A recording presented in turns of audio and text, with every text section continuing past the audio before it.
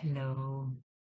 We are entering eclipse season with the new moon solar eclipse in Aquarius, kicking it all off. Um, so I wanted to make a small offering to discuss these energies. Um, there is a lot of information out there, and I wanted to offer maybe, hopefully, a higher perspective um, as I feel these energies are super important for the rest of the year. They're going to carry us through. So, um, the dates in Aquarius on the 17th.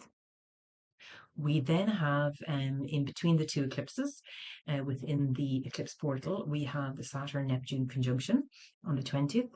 And then this eclipse portal ends on the 3rd of March with the full moon lunar eclipse.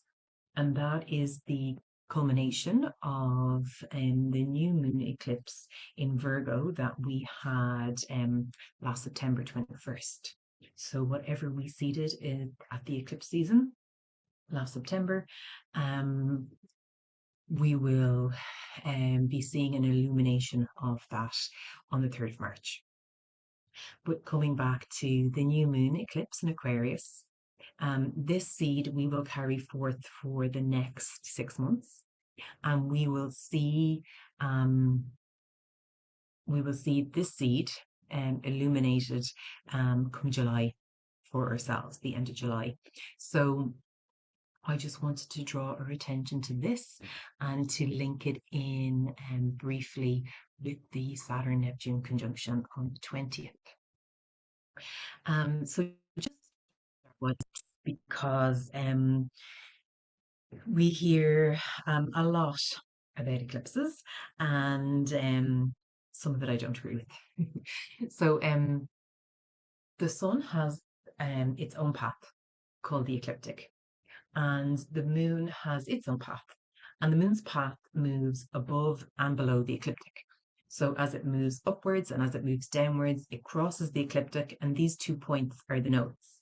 Okay, they are mathematically calculated points. They are not solid bodies. So, yeah, just to mention that, don't worry about that. But this is the north and the south node. Um, the sun and the moon, when they come together in a new moon or a full moon, okay, so that's what makes the new moon and the full moon an eclipse when it occurs, when it aligns close to the lunar nodes.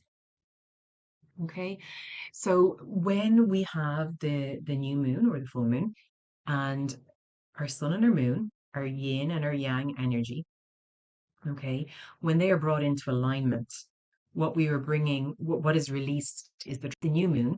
We literally have the masculine light and the feminine light fusing together as one, and we are seeding and creating a third. Okay, and this energy that's released in this fusion, dragon energy. And that's what an eclipse is. It's amplified because of the eclipse, because it's in close connection to the lunar nodes. The energy of seeding, of release, of illumination, depending on new or full, is amplified. Okay, so the possibility for change is much, much greater. So there's no need to be afraid. Okay, the energy of change is amplified, and that is simply it.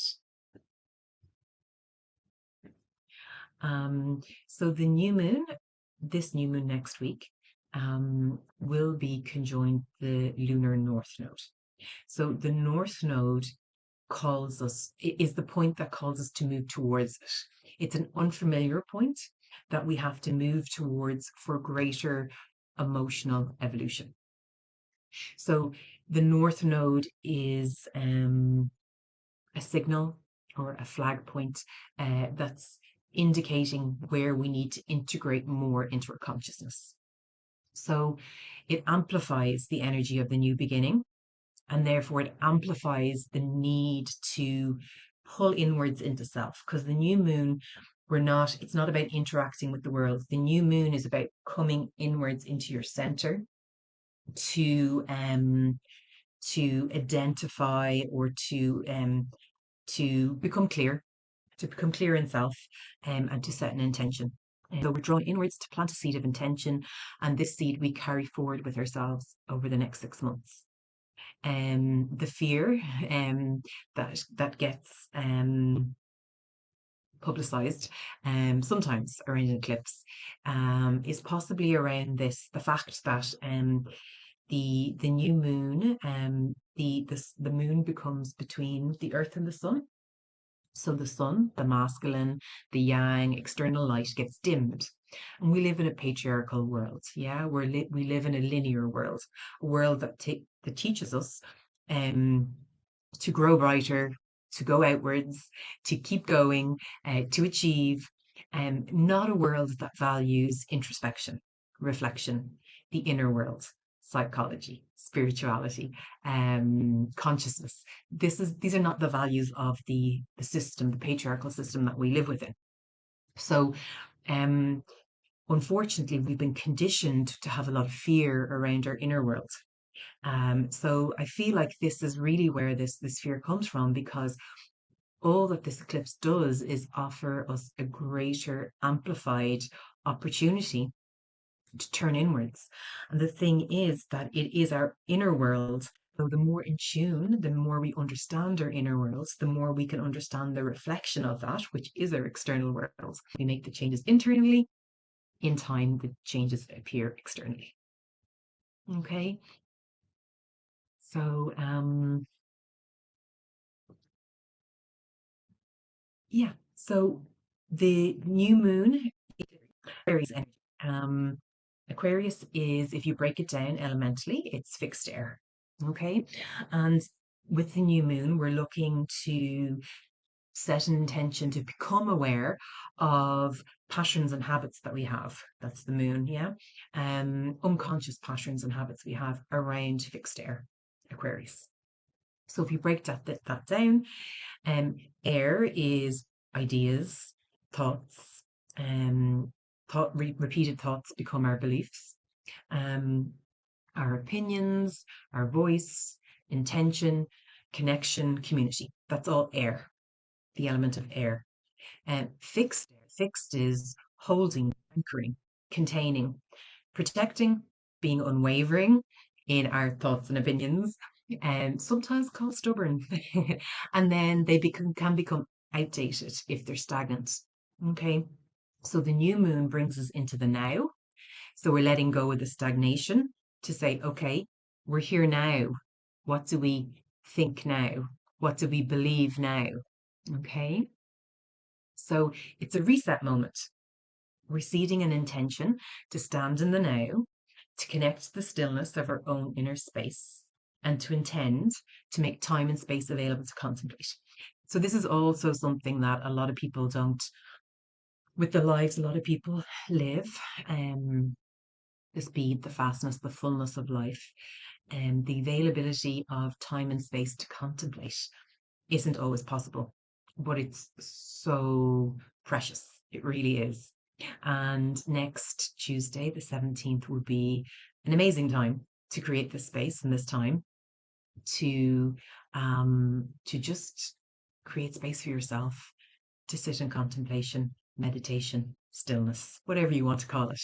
Um, and you can even do it with a pencil and pen, pencil and piece of paper. So the intention is to center ourselves. So with the connection to our own inner voice, our connection to the divine within. So fixed air Aquarius, it is, um, you can look at it through multiple lenses. Okay. So fixed air is the thoughts, the opinions, the beliefs, the voice that we maintain and we hold. And we hold conviction behind. We are convinced this is our truth. Okay. And the thing is that everybody has a different truth. So it's amazing if you know your truth. You just have to respect everybody else's truth as well. Okay. But the other level of fixed air is that we're going inwards to connect with the source of these thoughts, the source of these beliefs. And as I have written here in this last line, it's important to question this because you might discover that the source isn't within you, that you actually have a thought or belief because you heard it from parents, school, society, workplace, that you've been conditioned, or you picked it up along the way. So this is an amazing time to question why you think or believe something. So going back then to fixed air, you're actually going inwards to try and connect with thoughts and beliefs that resonate with your center. Thoughts and beliefs that resonate with your center and therefore come forth from your center. So at the new moon, we are drawing from the ethers, from the liminal world, um, tone, frequency, thoughts, beliefs, that's all the fixed air consciousness that match and reflect our frequency. So depending on what you're attuning to, you're going to attract that belief. So if you're attuning to fear, your thoughts and beliefs that you form are going to be based on fear consciousness. Whereas if you are resonating with faith, belief, trust, with positivity, with motivation, you will then seed that intention and carry that forth with you. So, this coming back into self, creating time and space to center yourself is also, it would also be a good idea to turn off the news and to not tune into the negativity that is around us, because this is what we want to seed. We want to seed a new thought and belief from a higher frequency at this new moon eclipse point. There's an amplified new start. We can draw towards us from the ethers, from the liminal world, a higher frequency, a more positive outcome in 6 months' time that will grow in 6 months. Okay. So, yes, so it would be because there is a lot of noise in the world right now. There's a lot happening collectively throughout the world. Um, so it's not a case of denying reality. We know that's happening. Um, but for the sake of manifesting our or setting this intention next week, next Tuesday, and Friday with the Saturn Neptune conjunction, um, if possible, we can recognize that this is happening in our world without taking it into our world, without taking it within ourselves, for the sake of setting these intentions and for the sake of creating a world in the future that is of a higher frequency. Okay, so then, yeah, so the intention is to connect to our center, the source of our aligned beliefs, and to anchor ourselves here and to move forward from here. Okay, and like that, the illumination point is in July. Now, this new beginning, um, the new moon in Aquarius, it is square to Uranus. So we can, the square to Uranus, Uranus is in Taurus at the moment, and the new moon is in Aquarius. So it's fixed air, new moon, new intention, squaring Uranus in fixed Earth. So there are two fixed air energies, air and body. So we are drawing in a thought, a belief, an idea, clarity of mind that wants to manifest a change in the physical world, in our bodies, in how we embody, in our embodiment, in how we present to the world, in in the values that we embody, the foundations that we create our reality on. The stability in our world, there's going to be change, a thought that comes through to change this. It's unexpected, it can be fast, um, and it can, yeah, you can expect or intend, to create change over the next 6 months, this thought, this unexpected insight around the physical world, around our reality, Taurus, the reality that we live within. Um, yeah. So we're looking to awaken the connection to our inner space, to clarity around our reality, our embodiment, our stable foundations, the change that we can make in this world going forward. So, um, the thing also with fixed energy, as I've said, it's unwavering, it can be stubborn, it can be devoted. But the thing to also notice is that the idea, or it may happen that we're not always aligned in our truth. But with the fixed energy, the devotion is that we always return to it. So we need to keep returning to self, returning to our center. So, 6 months is a long time to remain true to ourselves. And sometimes we fall out of line, and that's okay. But it's just to set this intention that even when we get distracted by what's happening in the world, that we will always create time and space to clear some time in our diary to sit down and come back to self and keep returning. And that's the devotion process. That's the fixed nature that I keep returning to self. I keep returning to center.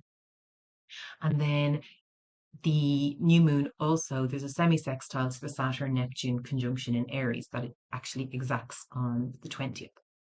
So there's opportunity here. These thoughts, this idea that we're seeding, it has something to do with this new beginning that we're trying to bring through. So the Saturn Neptune conjunction in Aries, just to briefly speak to it. Um, so when Saturn and Neptune conjoin, it's like a new moon phase, it's a new cycle for them also. So their energies will fuse together. So Neptune is the dream, it's our imagination. If we can't imagine it, it can't become a reality. So Neptune is it's really, it's our connection to source, it's our connection to the unseen world. And that's what our imagination is, the inspiration, and then we can bring it back into this world. We have to be careful as to whether we're actually transcending to bring that here or if we're escaping here. We're escaping the difficulties and the suffering that we are experiencing here. It's the same archetype, just a different level that we tune into. So there's the possibility to dream with Neptune and Saturn. There's the ability to establish that dream, to build that dream, to anchor that dream, to embody that dream here. Now, Saturn can also be the fears that limit us from accessing the dream, limit us from accessing our imagination. Um, the fears that um the fears that keep us contained within the 3D world. The Again, with this conjunction, it's the same as the new moon. It's important the frequency um, that you're tuned into on the day, because you're going that frequency that you're carrying on the day is going to be the frequency that you're tuning into and seeding from. So if you're feeling into the fear of the world, if you're feeling into the darkness, they're the energies that are going to get fused with your new intention. So next week is a really good week to really try and dial down the volume on news, create time for, even if it's with a diary, journaling and like writing your dreams or possibilities or your hopes or your goals, whatever you want to call them, down, and really focusing on the possibilities of these coming into reality despite what's happening externally. Okay. So, yeah, so on Tuesday with the new moon, we are picking up this new beginning point that will also happen on Friday. So you will get insight on Tuesday, and it will grow and manifest, or grow in energy towards Friday and the seeding point then. So all of this will carry us through for the next 6 months, and we are predicted to predicted. I don't like that word, and I've just said it. But there's a lot of talk about this year being very fast. I don't know a lot about Chinese cosmology, but there is the fire horse year starting also on the 17th, which says we are going to be speeding ahead. So, how I reconcile this is that um, this point that we're kicking it off with on Tuesday, the 17th, is telling us to keep coming back to ourselves, keep coming home, keep slowing things down, keep coming back to your center, keep questioning everything you think, everything you're told to believe, and ask yourself, does this align with your truth? And does it align with the reality that you want to create, the vision, the dream that you want for your future? And make your choices from there. And it's again, over the 6 months, it's that devotional practice of keep coming back to self. Yeah, so to not get carried away with all the speed, excitement, or fear, and to get caught up with the energy and the speed and making fast decisions before contemplating if this actually aligns with your truth. So I'm just going to leave it there. I hope this is a little bit helpful with everything that's going on, something to contemplate, and yeah, wishing everybody a blessed intention setting and all the best for the year ahead.